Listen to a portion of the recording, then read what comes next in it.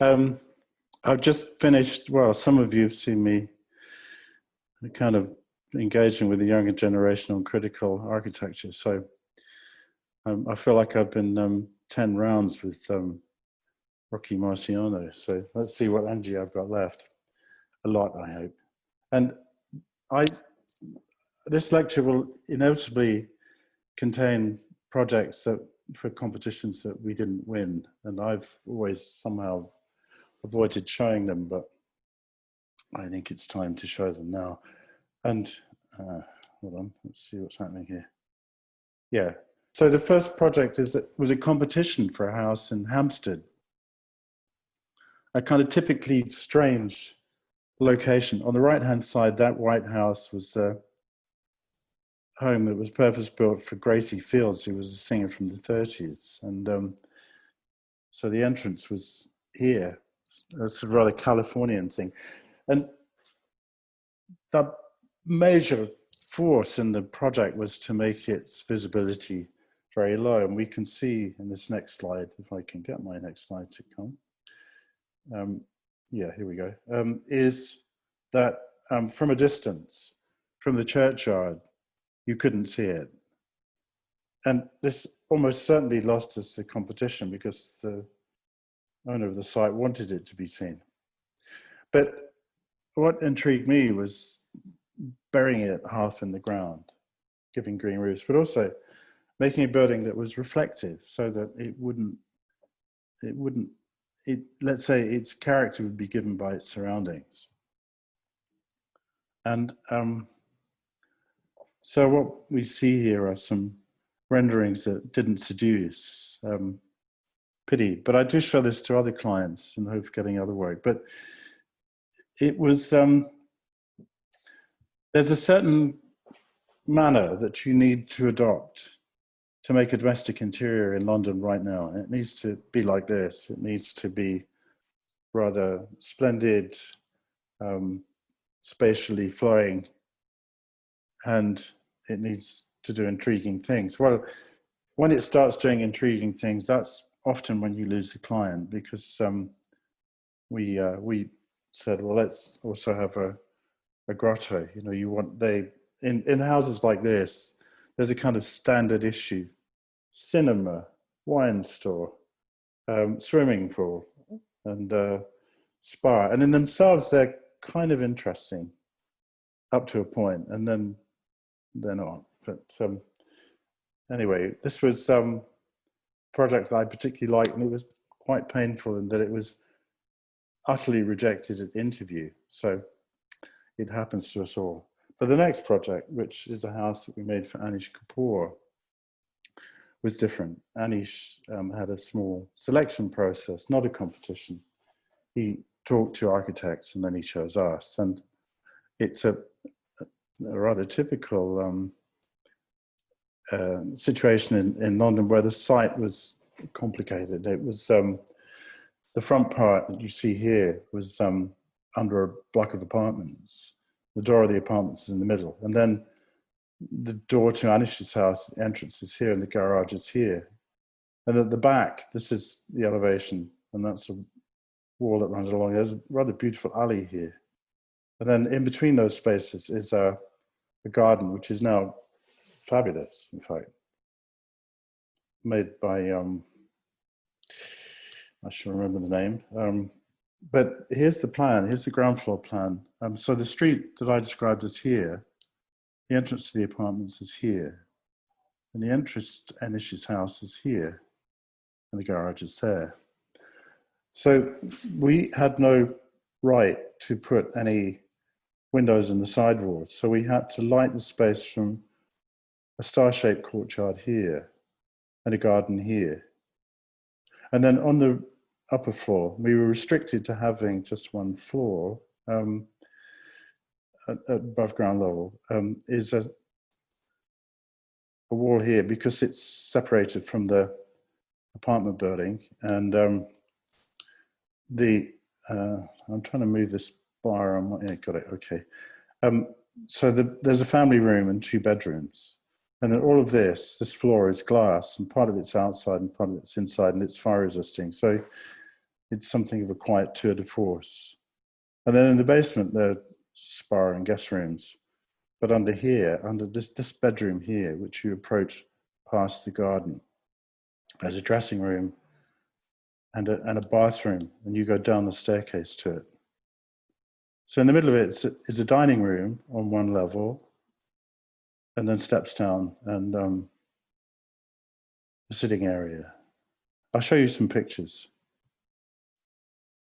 So as you looking back to the entrance, you get light. I mean, what we were having to do is sustain very small amounts of light by the kind of means that you see in traditional houses, like the Dutch canal house, where you'd have a mirror at the back of the room. And so we used reflective surfaces, very reflective surfaces in small quantities, less reflective, but reflective surfaces just the same in larger areas, and lacquer on the cabinet. And then up here is an electric light, concealed electric light. So there's an impression of daylight rather than a reality of daylight. And looking back in the other direction, you begin to see that star-shaped courtyard.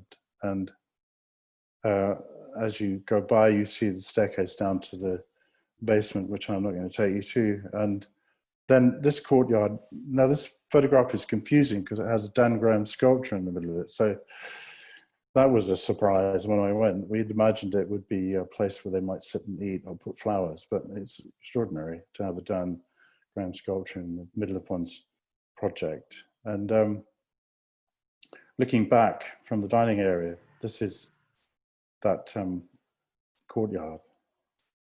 And let me go back a bit. This separates the kitchen. The kitchen's behind this. So the kitchen gets daylight through this side.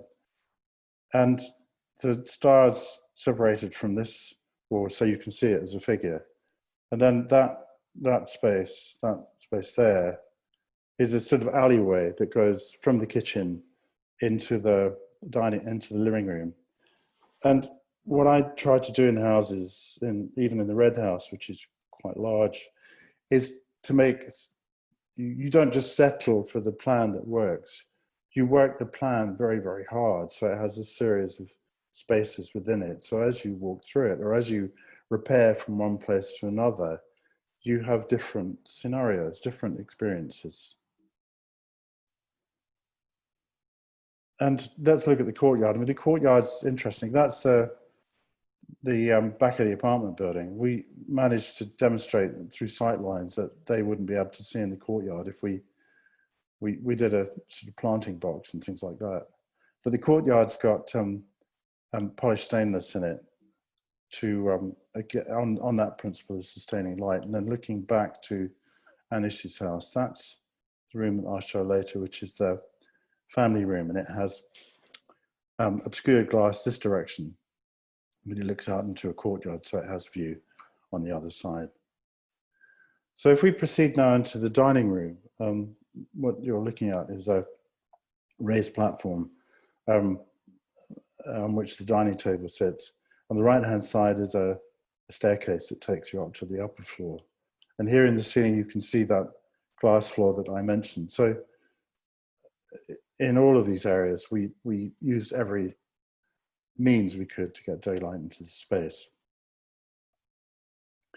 And looking at that staircase, just to show you the way that the architecture developed, in a way, we chose, the stone we chose was, well, there were two. There was Mandel Fossil and the other one, I've forgotten the name, but there's a dark grey one which you see here, and then the light one. And these were the classic stones of British modernist sculpture. People like Henry Moore used them. So, and actually I'd seen them on the floor of the festival hall, and they were 70 years old when I saw them, and they still look wonderful. So I do that a lot. I look for materials that I can see have aged, and I know what I'm going to deliver to a client. And then the staircase has just a single element here, and the balustrade is fixed off the stair with studs. This stair is it's a sort of Palladian stair in that it's in compression. It's a column on an angle, and it's restrained in the wall to stop it twisting, and then the stairs interlock. And we've done this a couple of times. So you've got the soffit, the underside is stone, and it's very thin. On the other side is, well, it's just the other side. This is, I always joke, this is an Anish sculpture and not a building failure. That's my not very good sense of humor. So if we go to the end, then you start to see a garden, the garden which it was designed by Britta van Schoenack, a very good designer, and it's now mature. It's probably 15 years old now.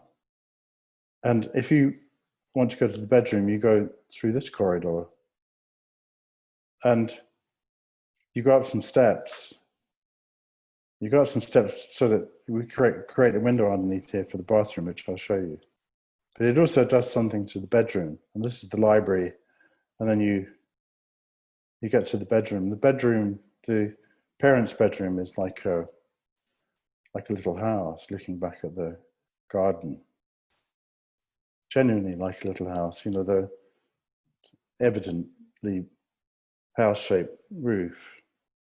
And as I said earlier, when you make a house, especially a house where somebody might spend a lot of time, as they did in the Red House, I want to make spaces with different characters, which are harmonious. They're not juxtaposed, they're integrated. But in a way, you choose a vocabulary and then you exploit that vocabulary to do what I'm saying. And then below, that stair takes you down and you see this clear story, which is the underside of beneath the corridor that gets you to the bedroom. And of course, it articulates the corridor and makes it seem like a bridge.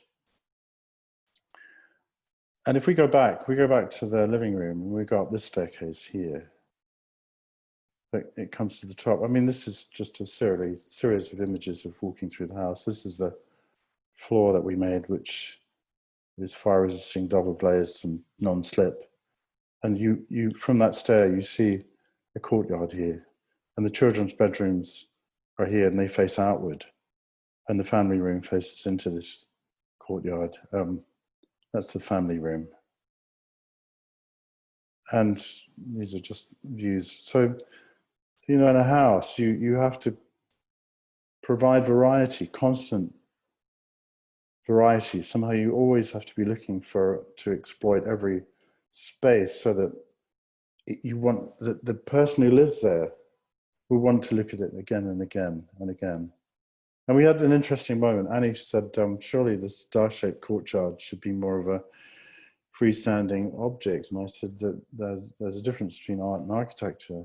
Art objects are seen in very controlled circumstances. You know, even the sculpture that Anish made in Chicago, he positioned very carefully in relation to what it would reflect in the surrounding buildings.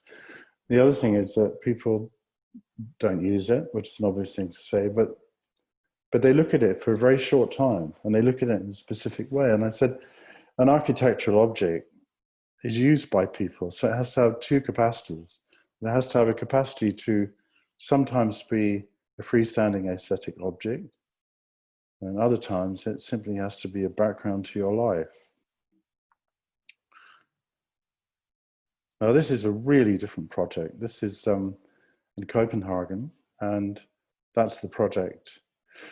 And I'd probably better explain this by the next slide, which is that that building that we did is there. The church is here.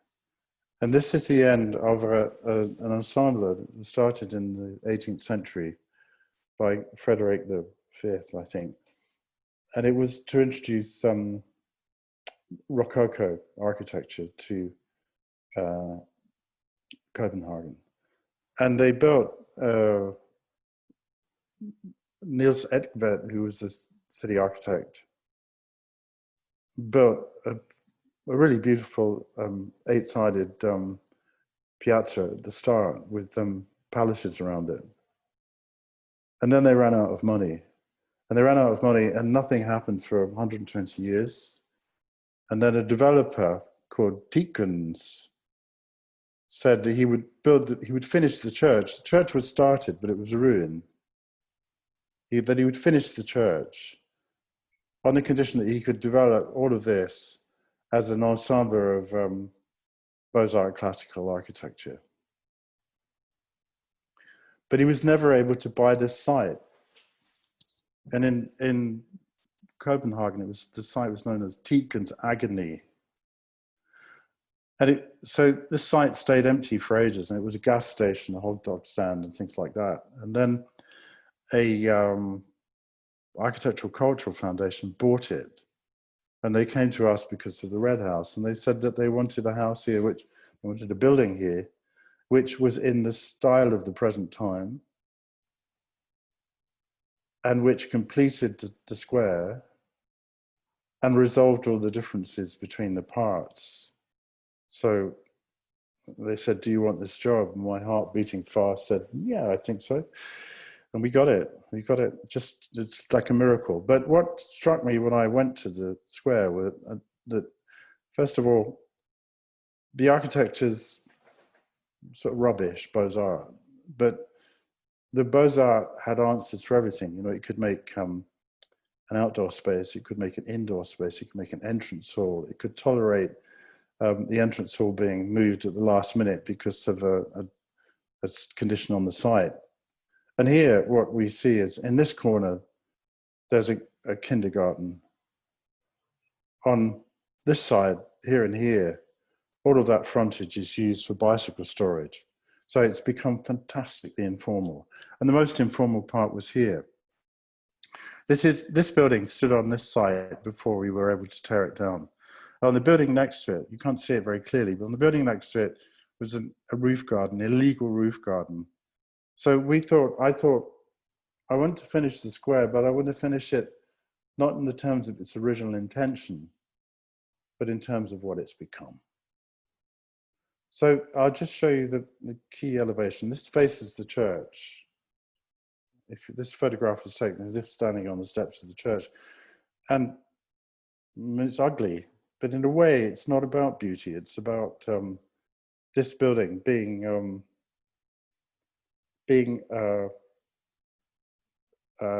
part of the surroundings, supporting the church, which the church is lovely. So it's not a place for an individual building according to an architect's desire to promote themselves. So it needs to be in the background, but it can say things. It can say things. And Andrew Clancy, if you're listening, it can say critical things, and I'll explain what those critical things are. So the buildings that we had to deal with were on the other side. I don't have photographs of this. We need to have it rephotographed, but I'll show you a drawing in a minute. Was a pavilion from the original built scheme, and then this tiny building here. And so what I'll say is that this attempts to resolve it, first of all, by having these gardens up here, which talk to that garden down there. And by this evident structure that holds building up, somehow talking to this evident structure that holds that building up. And it might be better if I show you the models, which, I mean, the other thing we did is I stripped all of the ornament off, and I neglected to say that what I was doing was working in the Beaux-Arts. I was understanding what the Beaux-Arts could still say. It's produced beautiful cities, but it's not something you can do now. What can you do now? Well, you do something like this. So you do a very reduced version of it. That's the pavilion that it mirrors. So it mirrors it in height, width, and in its three-part division. But whereas these balconies are honorific, the balconies here and here are actually usable. And whereas these columns, these pilasters are ornamental, this is the actual structure. And whereas the roofscape in the original was an attic for servants and storage, this is the penthouse where everybody wants to live. So it started off as a sort of contrarian wish to use the Beaux-Arts in a way that could be challenged as retrograde. And it ended up as a sort of critique of how modernism changed the Beaux-Arts. That was you might say, the preceding style to modernism. So in modernism, the window had to fill the wall. Everything had to be kind of evident. I think I've said enough. I'll go to the next slide. And on the side wall, This is covered by a building, but a low building. These are terraces for there's 2 apartments, I'll show you a plan in a minute, which get sunlight, south sunlight. But I'm fascinated by these blank facades that you get in cities, these non-architectural spaces, non-architectural facades. And then on the street, it did something else. It's a pavilion which is about the same width as the pavilion opposite. And it's forced. It takes the architecture of these buildings, which were made prior to the Rococo schema. And it takes that architecture and it forces it to talk to this. And it's very plain in comparison with this. And this is what the apartments are like. I mean, when you're in the city, here you're in the city, even the bathrooms in the city. The Danish people that came to visit were astounded that you'd have a penthouse with a bathroom that had its own balcony. And actually, it was fantastically well received. They said that it let them see Copenhagen again. It let them see aspects of the city which they hadn't noticed because they'd become inured to it.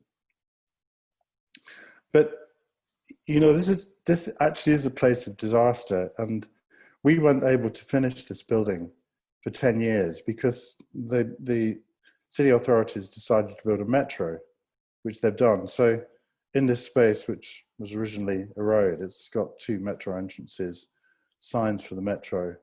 That scaffold is something else, but so we weren't able to finish it. It was sort of as if Tiken's agony was cursed, and then the metro's added a certain sort of prosaicness to it, which I think it will outlive. And I'll show you the plans. I mean, the floor plate's tiny. Really, I can't even remember the area, but let's go backwards. This is a cafe. The street's here, and the square's here. So there's an entrance to the apartments on this side, which you need to have if you want to continue the sense of the square, the intensity of the square. So this is a cafe which has now become a 7-Eleven. And then on the floor above is a professional office, which can be subdivided into 2 or 3. And then on the floors above, there's, it's difficult because all your pictures are in front of my image, but I'll try and do it here. There's 2 apartments on the main floors, and they're 1-bed apartments, so we're really struggling here with a terrace, and then a penthouse on the top where the lift delivers straight into it. Another jaw-dropping thing to do in Copenhagen, but it's got this fantastic kitchen with a long balcony. Okay, now if we move to a completely other commercial housing in the lowlands in Antwerp.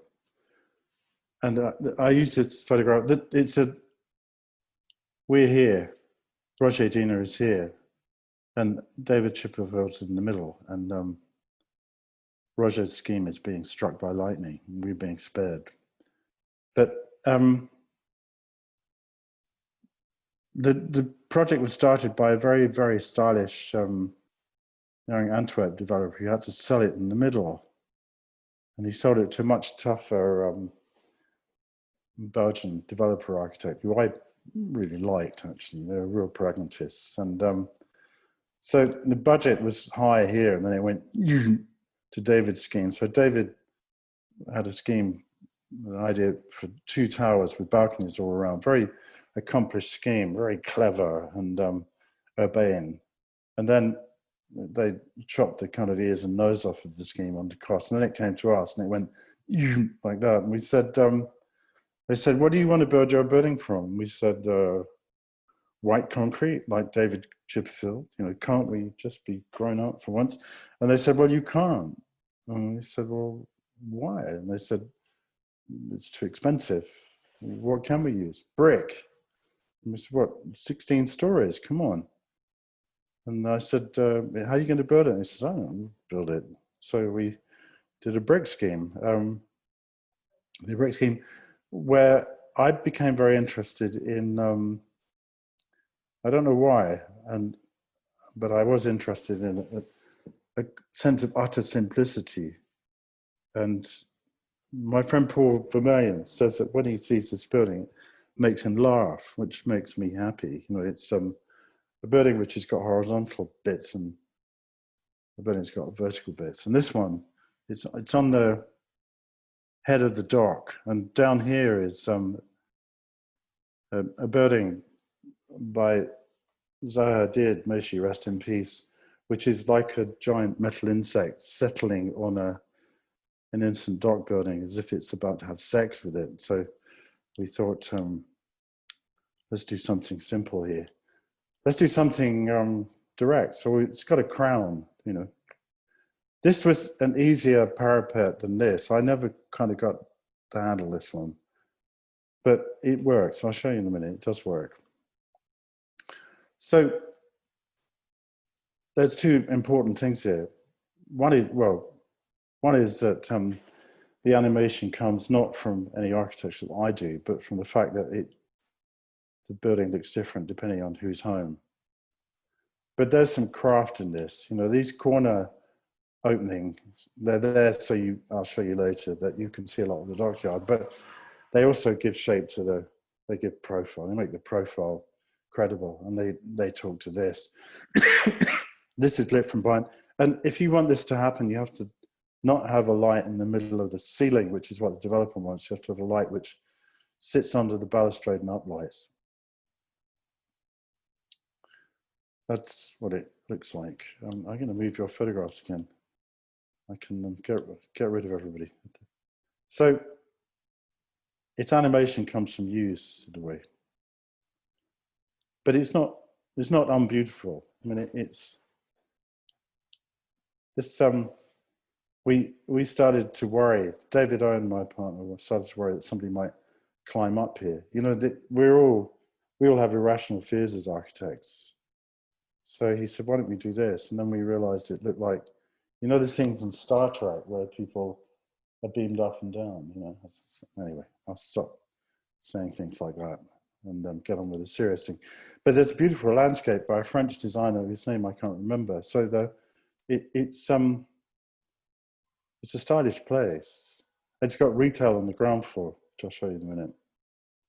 But again, you know, if you work a scheme to get it to do things, you work a scheme so it has spaces, incident, tactility, anything you can.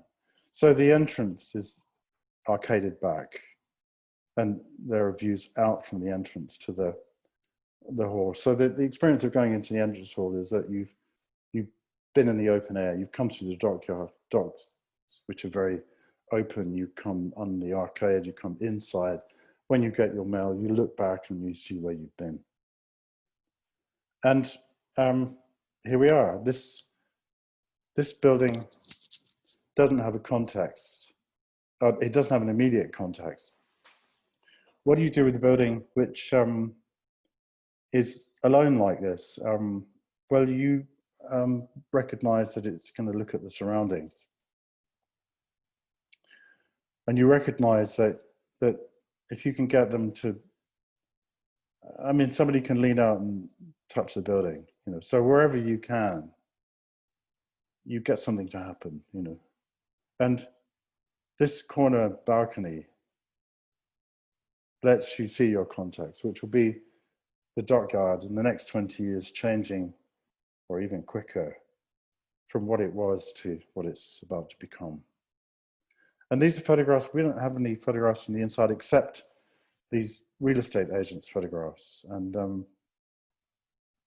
here's a bedroom with a ladder so you can water your bonsai tree with a teapot. And on the other building, which I've chosen not to tell you because I don't like the brick, but that's another story. There's an inset balcony, which has another kind of quality. You know, the corner balcony is very dramatic, and so I think there's going to be a certain type of energized person that live in them. And these are much more discreet. You could sit out here unobserved and enjoy the view. So some drawings. I realized that I'd stopped showing drawings in lectures, and I thought I should. So this is the location plan. Our towers here, the water, a huge new shopping centre, which may or may not be built, centre of the city over here.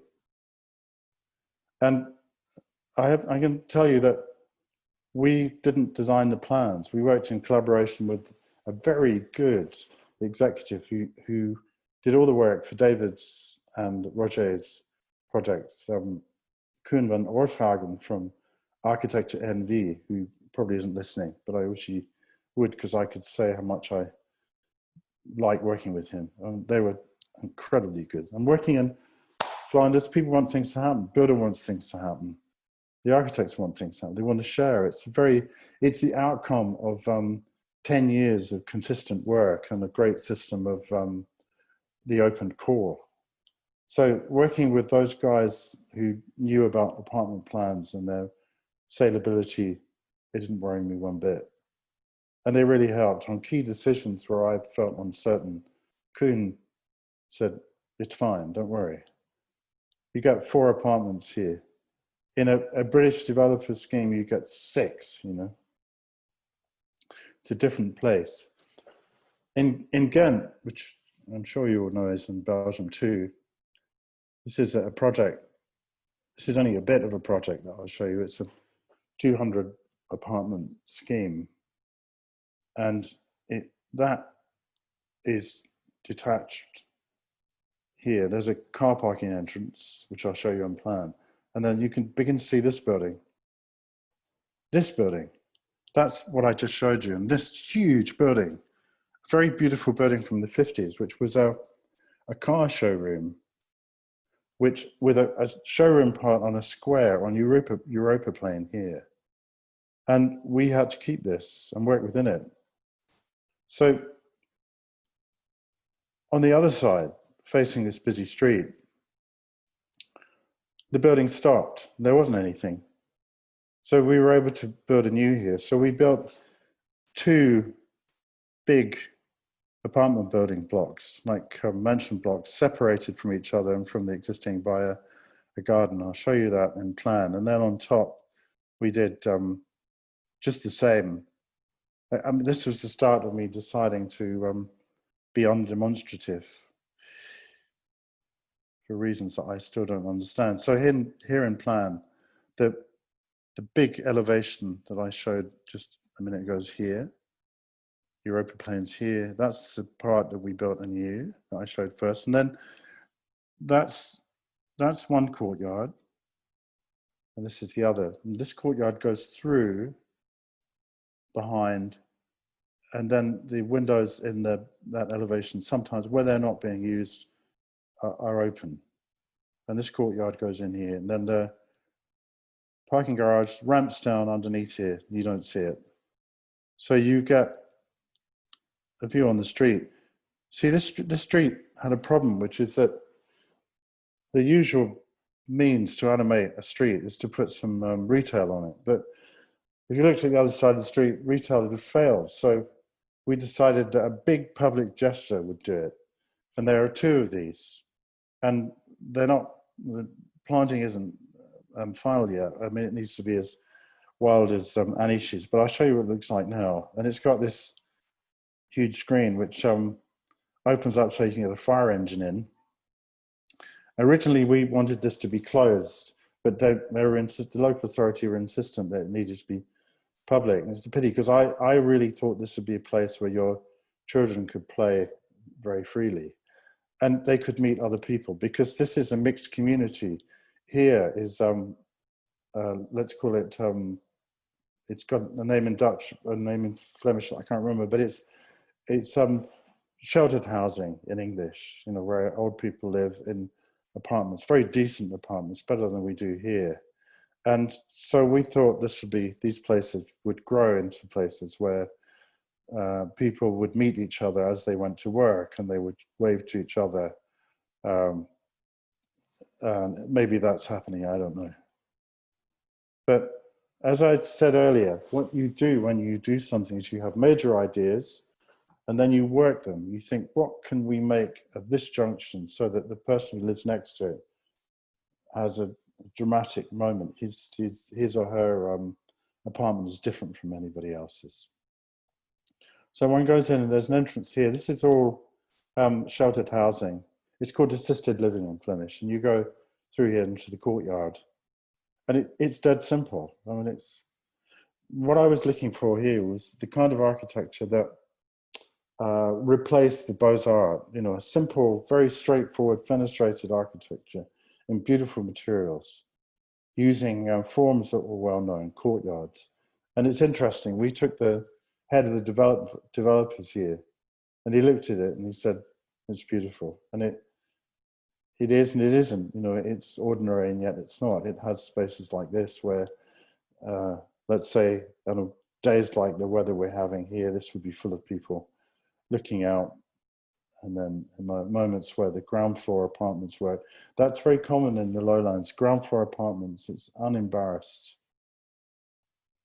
And if we go back to this other side, above here, this is the, that's the assisted living. They have balconies. And there's a hole in here, I'll show you why in a minute, because underneath it is non-assisted living. And they get a sort of winter garden.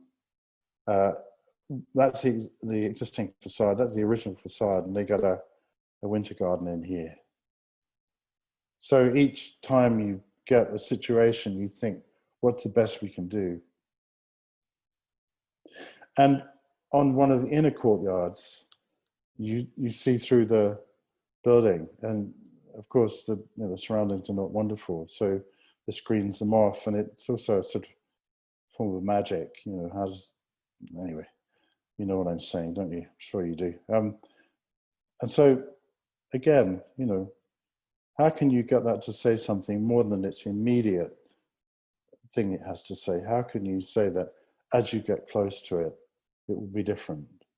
It will be exciting. It will be something that you remember. It will be something which lets you form the view of where you live and gives it character.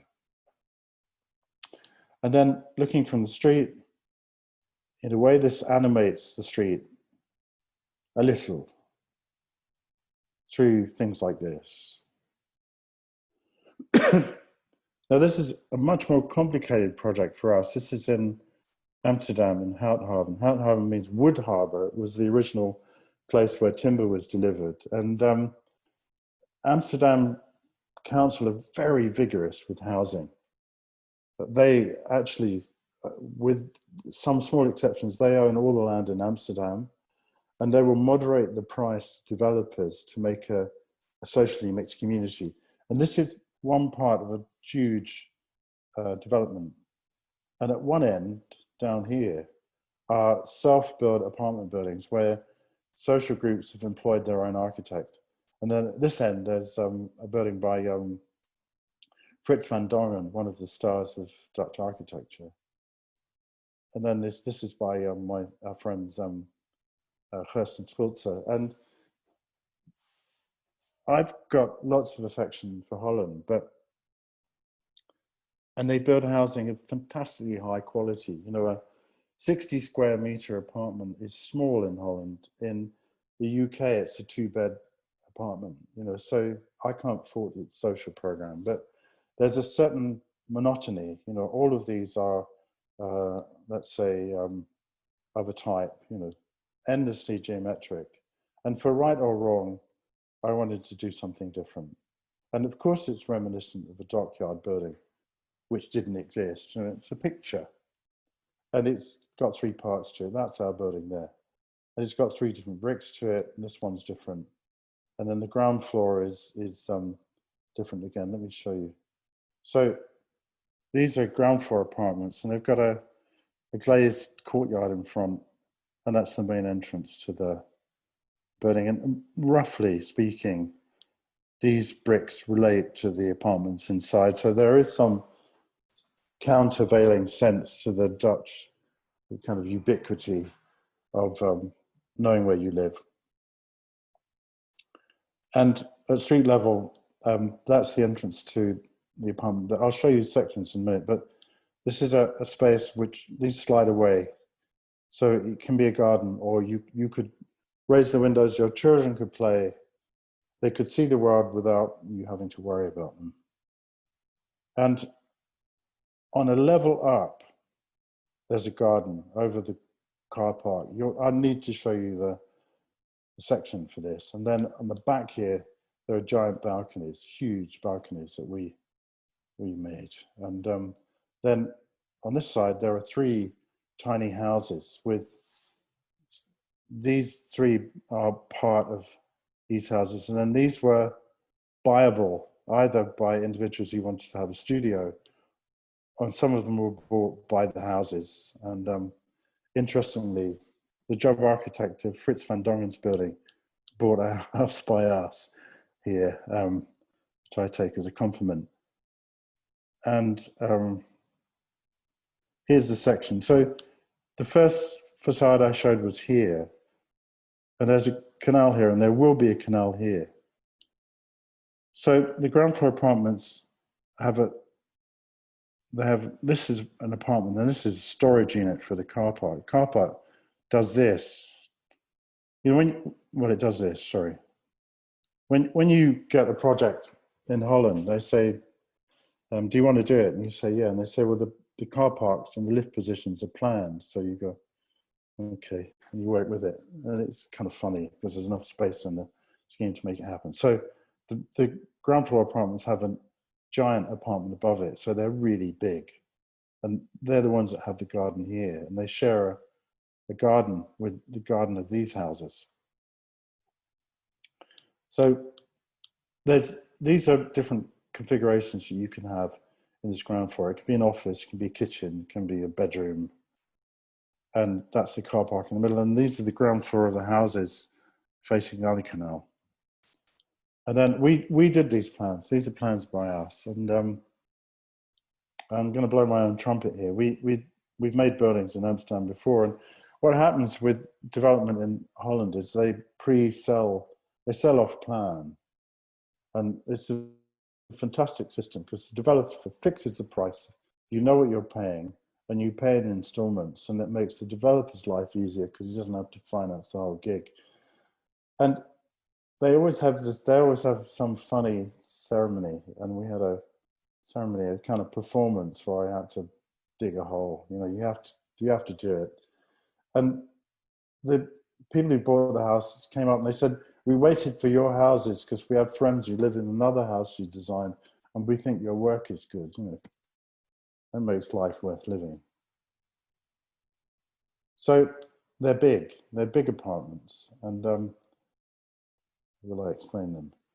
And then you get even bigger apartments on the roof, and then on the top, a giant penthouse, an enormous penthouse, you know, for a footballer or someone like that. And I show you these drawings because I like them. And we're in the process of doing construction drawings for an apartment building in Neuhausen am Rheinfall, and as a result, the scheme's slightly fluid, so I don't have a final set of drawings. So I'm going to show you the conceptual drawings, but it's a site on the sort of industrial edge of this town, Neuhausen am Rheinfall, and its claim to fame is this: it has a waterfall. There's some stupendous beauty, and this is the site before it's been demolished now, but this is very typical of Switzerland. I didn't realize that Swiss city is largely unplanned, you know, so you get chalets and then you get rather elegant industrial buildings next to them. And in fact, this area is called Industrieplatz, Industry Square. And our winning competition said, okay, we're going to build a building here, which is an apartment building. And we're going to use some of the formalisms of these buildings to lock it into it as a, say, formalistic device. But here, we're going to not do a small bit. We're going to do a lower part because, I'll show you, I can't go backwards. Perhaps you noticed behind here was a building that faced south. So we preserved their south light. We could use this form that we extracted from the factory by chopping bits off of it. This was kind of mysterious to Swiss planners, but this is what it looks like. It's this bit looks over the Rheinfall. This bit looks over Industrieplatz, and this part is self-contained and has a roof garden, and that's the building I was describing. And the argument we made was that this would talk to these chalets across the street, and then a month later, approval was given for a 25-story concrete building opposite. So, you know, sometimes you feel you can't win. So the buildings that look over the square would have south aspect, and there'd be west aspect looking out to the waterfall.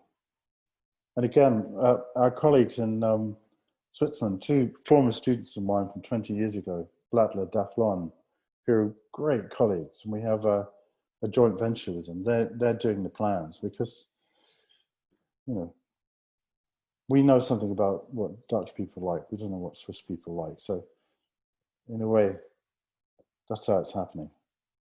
But this we did entirely. This is a town hall in Antwerp in Belgium. It's got two bits. It's got an office building for, let's say, municipal workers. And at the front is the debating chamber. And underneath it, there are some entrance offices. And it's a shading facade. It's low energy. It doesn't use any cooling. It uses a tiny bit of cooling, I think. It uses heat extracted from its ground source heat, opening windows, and shaded by these loges, but they have another purpose, which I'll explain in a minute. But when you come in, it frames the city. Just as I said, each time you make a space, you ask yourself what you can get it to do. And it talks to the church over here, not in the same language. Maybe it shouts at the church, I don't know. So it's made of a sort of Milanese stone, which and concrete. These are materials that Flemish contractors know how to use. Precasting is really good in there, and aluminium. So in a way, I wanted to find what was indigenous and then make it say something different. And in as much as it talks to the church, I would say, it also talks to these buildings here, which are inconsequential, but they do form the city. You know, its plainness doesn't embarrass those. And it's got meaningful detailing in it. But let's look at these loges. This is the loggia on the debating chamber. The debating chamber is also a place where they have weddings. So you can imagine a lot of people chilling out here, drinking and smoking. And along here, you could imagine on a daytime, people stepping outside of the office to think or have a conversation. But they do something else as well, which is they have lunch on the balcony. We made this deeper space. This is very Flemish. People bring their food in Tupperware containers. They have a reheat kitchen, and they cook at home, and they bring it, and they eat together. So the workers get a shake of the stick too, and they get a view of the river. They love this building. My partner, one of my partners, Guy, was cycling in Belgium and arrived in his cycling clothes and said, can I look at it? And they said, yeah. And he said, well, actually, I worked on this. I did the windows. And they gave him a giant hug and said how much they liked it. So again, I'm happy. So if you have an office here on a corner, you get a door. There's from every workspace, there's a door. That balcony is yours. That balcony is a place where you could sit outside, read a report, have a piece of art, put some pot plants, anything that animates the building to the city. And this photograph wasn't posed. The photographer was there. And the city want this to be a public building, and there was an incident while we were designing. There was an incident in a Flemish town hall where there was an attack, and we said, look, we've designed embassies. We can put very discreet security in here, and they said we don't want it. This is to be owned by the people, and people wander through here. It's heart lifting. It's heart. Well, it's heart. It makes you happy. And then the conference room, the debating chamber. The debating chamber looks at the city and its citizens, and the citizens look at the debating chamber. And again, some drawings. It's on a bend of the river, and the landscaping here was done by Marie-José van Hey. And I said, what are you doing here? And she said, well, they didn't have a castle, so we created one on the edge of the river. You know, I mean, they're so kind of in control of the situation, they do anything they want. So when you come in, that's the space I showed you. And that's the reception, the back office through reception. And then on every floor, there are public, they're called ballets in Dutch, but they're public. They're the desk where you go. If you want to ask for planning approval, you go to a desk. If you want here to get social services, you go to a private desk, and there's a back office here, and there are WCs, and this is a very public space. And then I'd show you the basement, because the basement's huge. Let me go back a bit if I can. Yeah, no, I can't go back. What's happening here? Yeah, I can go back. Sorry.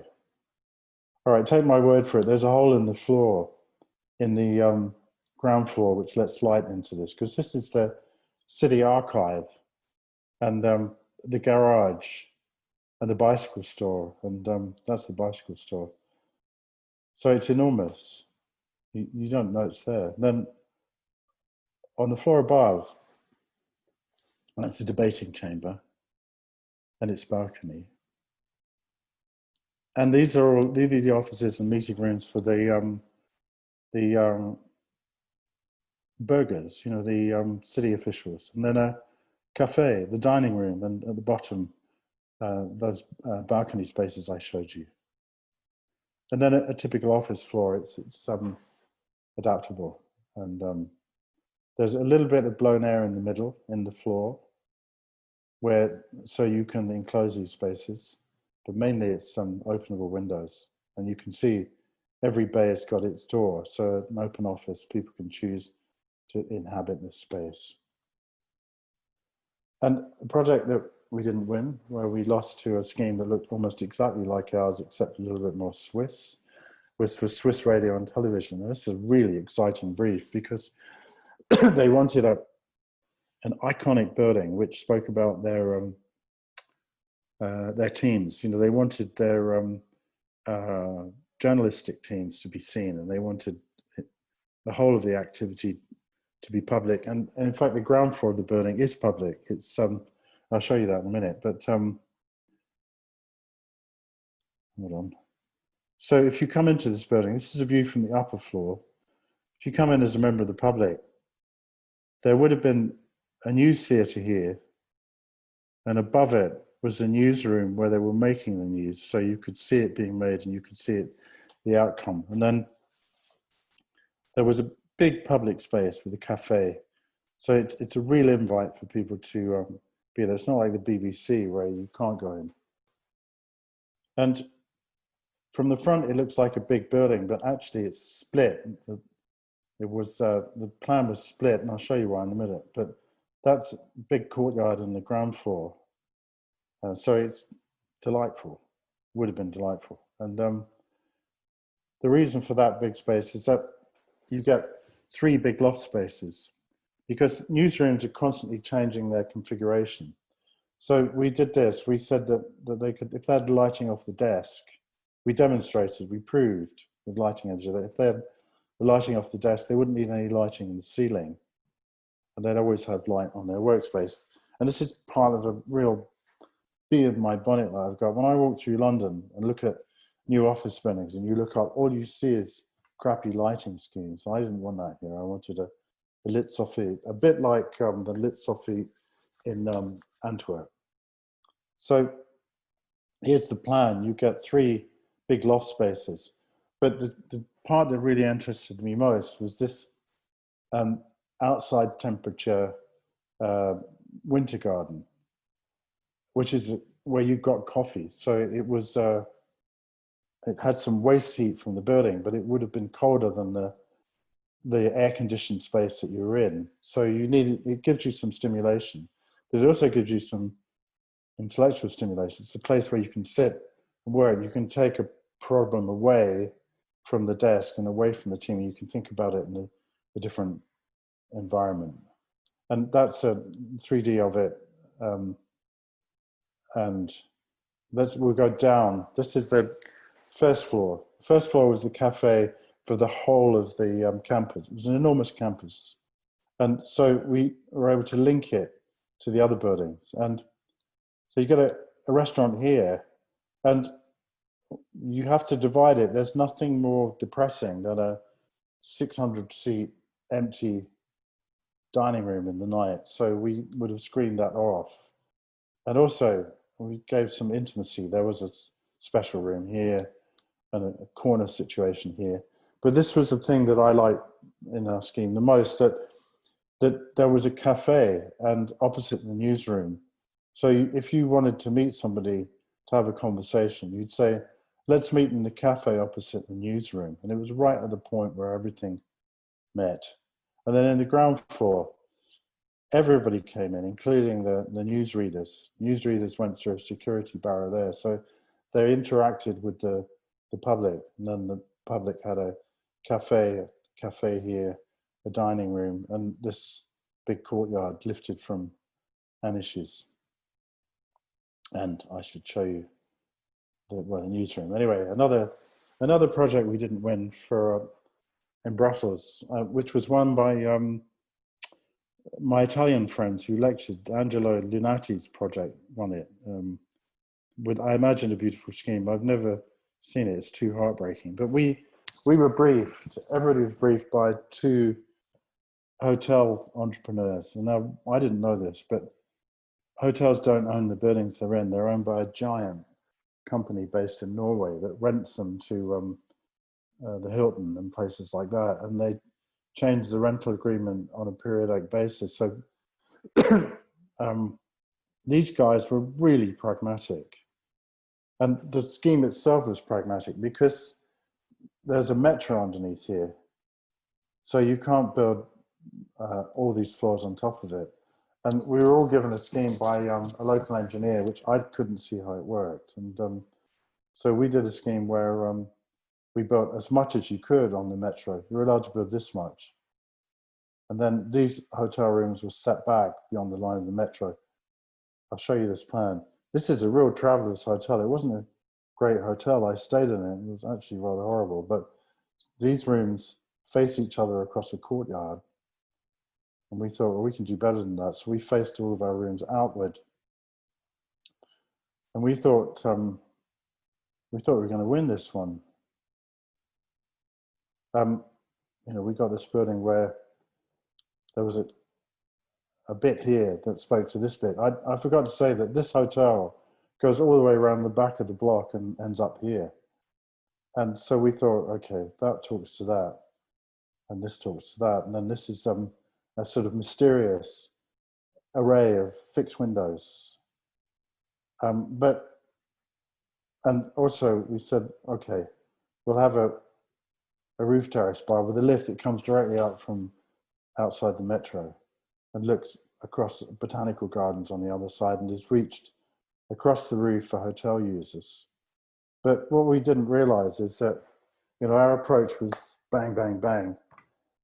But actually the Francophonic city authorities like a lot more foreplay, and we didn't give it to them. So we lost this one. Enough already. This is another one we lost. This is a crematorium in Aalst. I was going to put this last, but I thought it was too, But I'll just show you pictures. I'd never designed a crematorium before. This is the place where you sprinkle ash. I've done some of that, but I've never. And waiting rooms are important. What you discover about crematoria is that they're a bit like the theatre. The front of house is very special for compassion. The back of house is a business.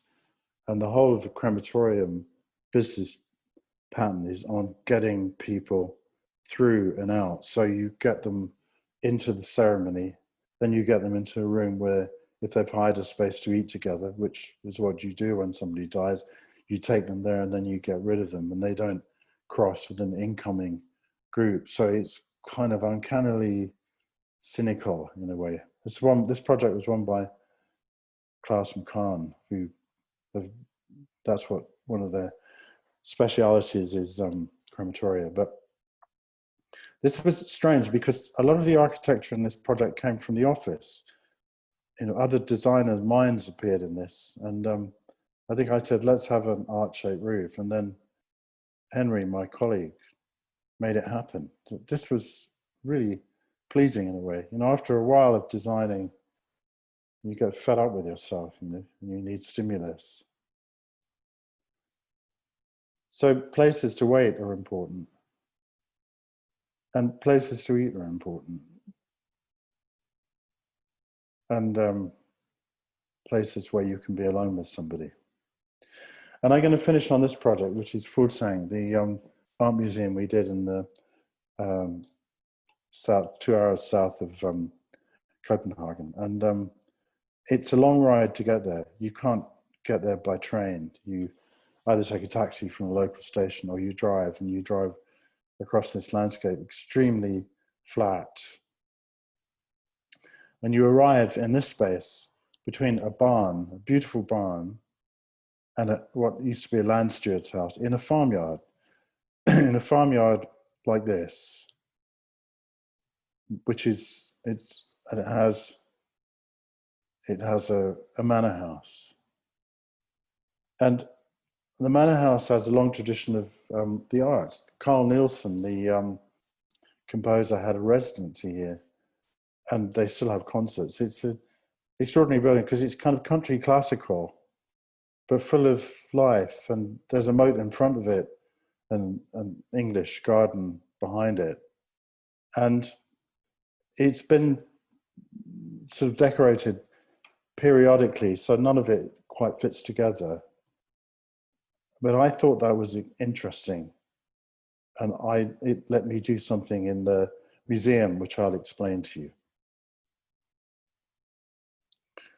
So the first thing we did was we disobeyed one of the strong suggestions of the competition brief, which was to enclose the courtyard. Originally along here, there'd been a building, and we thought that the view of the land was so special.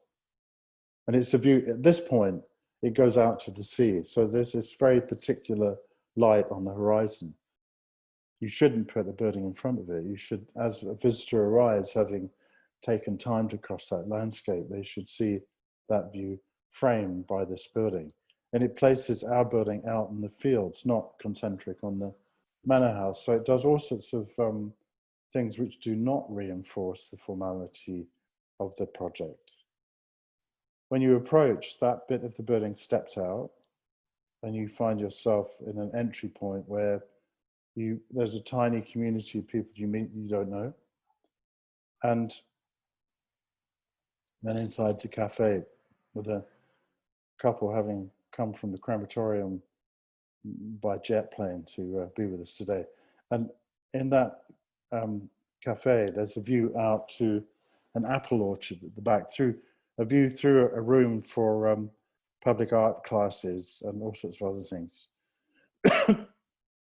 And so what I discovered was that the view of the land was integral to the way that the building was designed. So you approach the building and you see the land framed by the building, and then you lose that view, and you go into the cafe and you see another part of the site, and then you come into the museum rooms and you see the original view framed. And on this side is a temporary exhibition space which is reconfigurable, and it has a gridded ceiling, and above it has roof lights which can be darkened. So at one end you can have a daylit space, the other end you can have an electrically lit space. You could have video at one end and painting and sculpture at the other.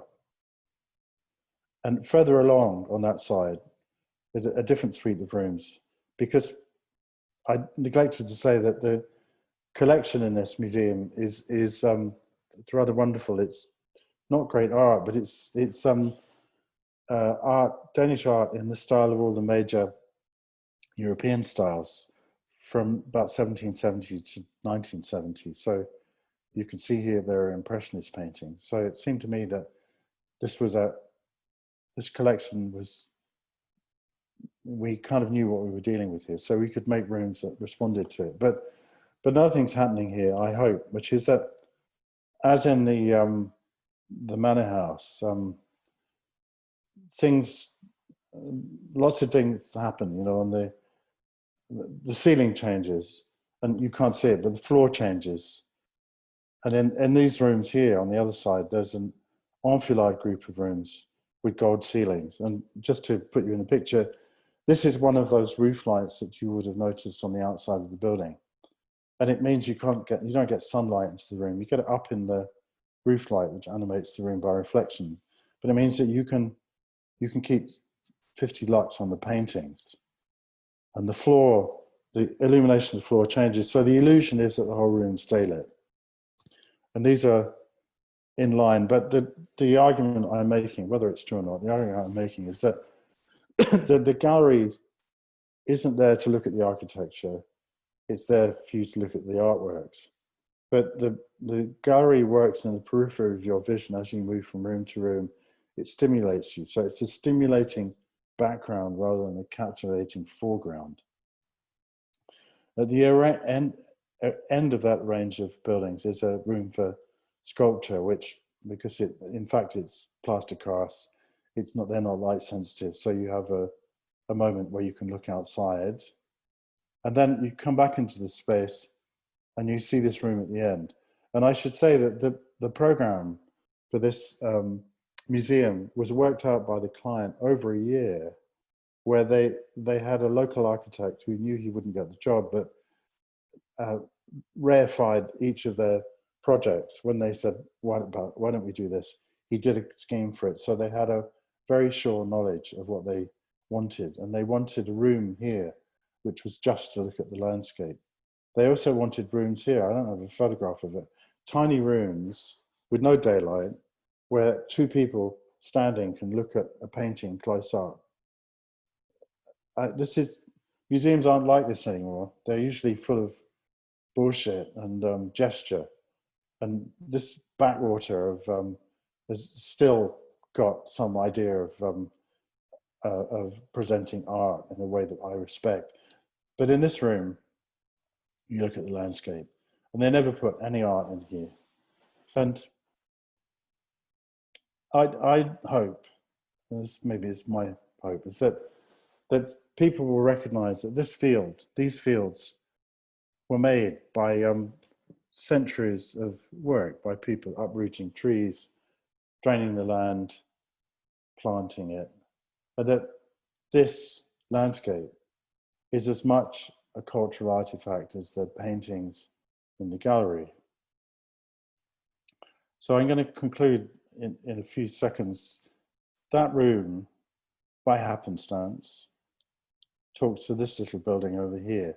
And I've said this a lot of times. It seems to me that as an architect, you see things explicitly, but you notice things implicitly. And those things you notice on the periphery of your noticing are what guides your decision on how to do this and not do that. And then in consequence, when you go and see the building, you discover that there are associations that you didn't consciously put in the scheme, but when you see them, they're palpable. And the final slide, well, there's one more to go. The final slide is about this, that we think that abstraction, and this is a very abstract building from this point of view, we think that abstraction was an invention of the modern movement, but it wasn't. Abstraction has always been with us.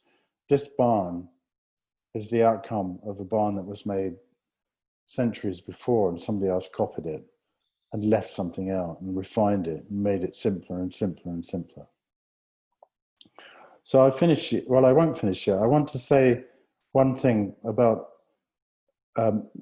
my ability to explain the work. I've always been lucid, but I've found in the last, and I always was able to write something about the work, even from the early days when I was producing the Lisson Gallery. I could write about what I saw as its architectural ideas. And at a certain point, I haven't been able to do that. I just produced buildings, and that's been worrying. And I worried a lot that a lot of the buildings were very blunt.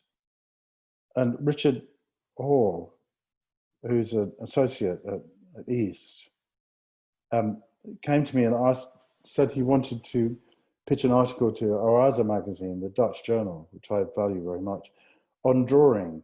And it was about my drawing. And he said, your hand drawing, he didn't say this, but effectively my hand drawing's antique in comparison with what's done now.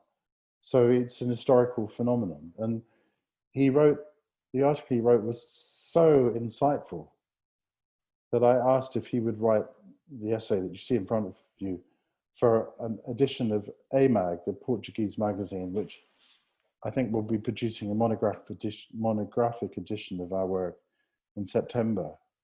And I can only really thank Richard, who I think is looking, for this essay. It's really insightful and actually extracts information from our work, which then applies back to other practitioners' work. So I'll say thank you and goodbye. Thank you, Tony. Fantastic. Okay. Do you want to stop sharing the screen? I will. I'll stop sharing. If people would like to jump in, just put your name in the chat box, and let's run for another 10 minutes if we can, because it'd be nice to get some contributions from the.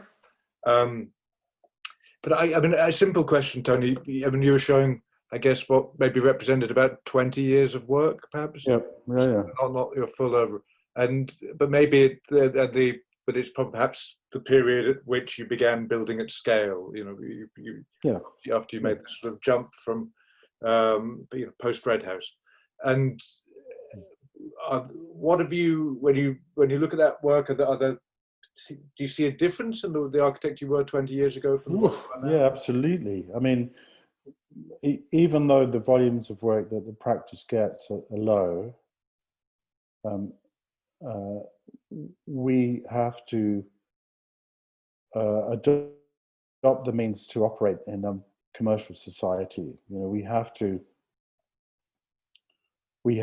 can't be artists. We have to be professionals, and we have to deliver. We have to make money from projects, and all of that's impacted on the buildings. In a way, the simple forms are my response from pressure, good pressure from within the office to deliver, not to do as I did with the Red House, where I would say I would offer a project architect 3 or 4 solutions, and then my partner Jim would, when I left the room, would say, "That's the one you follow." You know, I had to become disciplined, and I had to find an aesthetic and intellectual position that justified that.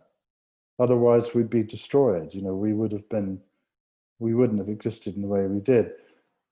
And it's hard. It gets harder but we're lucky. I mean, we've got commercial clients, but they're good commercial clients.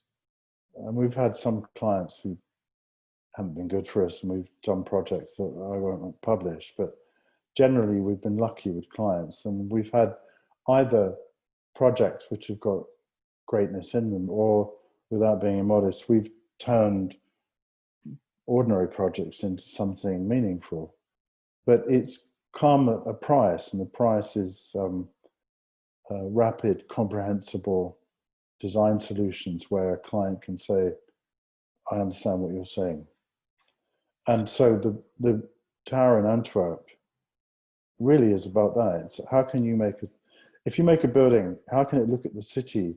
How can it be something where people look at it and feel amused by it? And they do, apparently, in Antwerp. It's got a reputation. It's funny and eccentric. And I haven't seen the project, but it strikes me as a somewhat of an outlier in a sense in relation to the other work you showed, in that it comes close to being ornamental, the quality of the brickwork, which one senses in other projects. You work very hard to excise ornament from the schemes, and the quality of materials, or the image of human occupation, or the presence of nature. These things take the place of they're foregrounded in a way that the absence of ornament allows. Well, you also work within one's limitations. You know, I can't do ornament. I can't. Peter's listening, I know, but I can't do that kind of work. I don't have the desire or ability to do it. So I have to do something else. So it's not an ethical position so much as using your abilities as hard as you can. And but there is an ethical position, which is that I do want to make work which is accessible by other people. Even the Red House, you know, it should be construable by other people. So I say, and hope it to be true, that the projects have always got a calculated ambiguity in them, which allows other people to put their meaning on it. Do anyone from the floor want to jump in? Otherwise, I think dinner awaits. David Owen says Hopton Wood limestone. Thank you. Michel Devine designed in Antwerp, designed the landscape. I mean, that prompts one final question from me then, which is, and one of the things you've mentioned on a number of occasions over the course of the last hour, the contributions of landscape architects or garden designers. I mean, I was struck when you made the Red House. That was a project that, for me, it felt in the way that Mark Pimlott's contributions and the contributions of landscape designers were fundamental to the scheme. It felt like you were beginning perhaps to develop an architecture which was actively inclusive of others' contributions. And I think I've been open. Sorry. And I think I remember it being at the same time as you were writing about Peter Selsing's kind of Filmhuset, which has that sort of baggy accommodation of lots of different voices. That's one thread of your work, which is perhaps it doesn't feel so evident in the way that the projects developed subsequently. Well, I've always wanted to have creative contributions from other people, and my colleagues in the office develop the schemes. I mean, I come quite late to schemes. The schemes are usually analysed by my colleagues, and so I see what's possible within the pragmatics of their analysis. So, and when discussing a scheme with a project architect, if there's some magic, it will be in the scheme. You know, I've always wanted other voices to be in the scheme. I've always wanted people to be able to identify parts of the scheme and say, I did that. Although it's difficult, I mean, leadership and authorship, in a practice like mine, you need to continue with a developed position. You can't let it be submerged. It's interesting. Henning Larsen, a friend of mine who's a partner in Henning Larsen, said that Henning Larsen was the go-to architect for developers in Denmark. But Henning was so open to suggestions from other people that nobody knew how the work would turn out. In the end, developers said, well, what are we going to get from you? You know? So in a sense, as a designer, people need to know what they're going to get from you, and they need leadership to do that.